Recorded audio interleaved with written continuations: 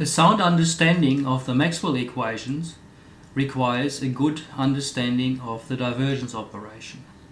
The divergence operation is related to the divergence theorem, sometimes referred to as Gauss's theorem, which is an entity in mathematics. In its application in physics, it leads to Gauss's law. What does the divergence theory tell us? Divergence theorem. It is about a general truth we're all familiar with. Let's take a lake. And then that lake will have some streams going into it, and it will have some streams going out of it. And we all know that the flux of water through that lake is conserved. The amount of water that goes in there is equal to the amount of water that comes eventually out, unless we have a source underneath or a spring, or we might have evaporation from the lake. If this happens, the amount of water that goes in to the lake is not equal to the amount of water that comes out. And this general truth is pointed out in mathematical terms in the divergence theorem. We might represent the lake as a small cube, like this, through which a vector field penetrates. Maybe like this. Field lines going in and field lines coming out. And the flux associated with this vector field may be visualized as the water going into a lake or into a container of any sort. Now, if we look at this cube, we have 6 sides. There is one, there is another one, we have a top, we have a bottom. If we count all the flux going through all sides, coming out, and all the flux going in, then if there's nothing added, if there is no source inside,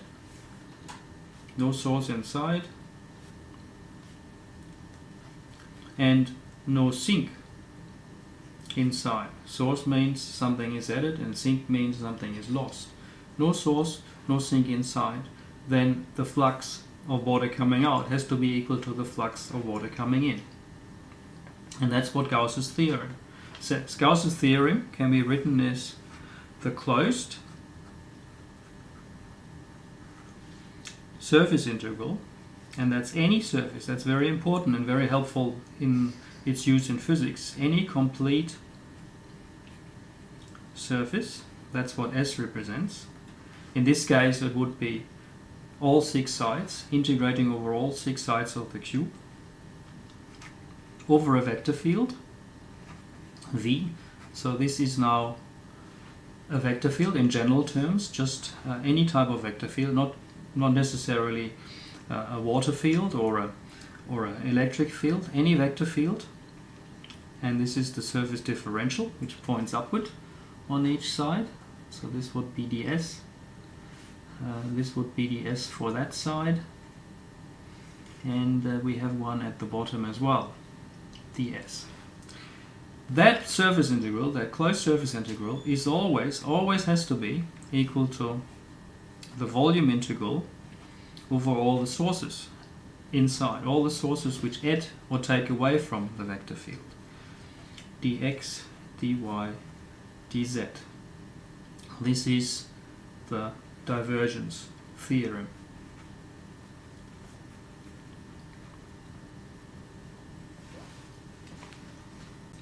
So you can see, for this to work, the term divergence V, the divergence of the vector field, has to identify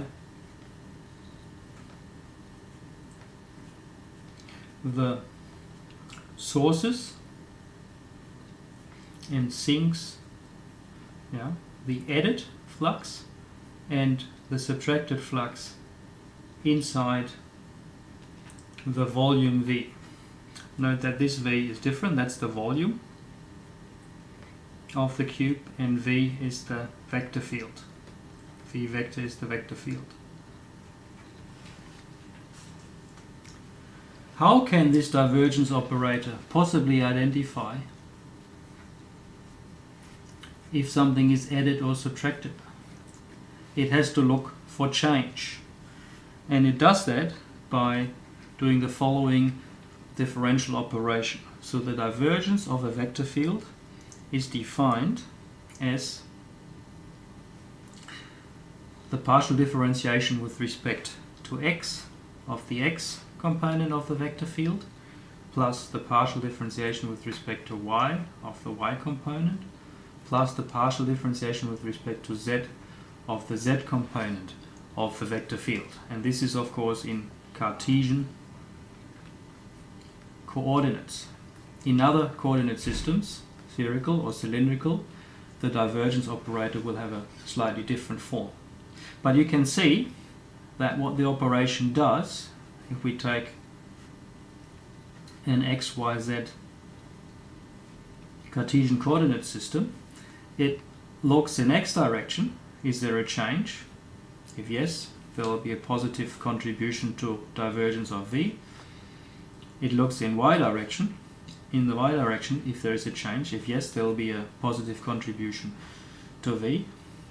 And it looks in z direction if there is a change. And if there's a positive change, there will be a positive contribution to the divergence operation. So we get out a scalar that tells us if there is a positive change in either of the three spatial directions.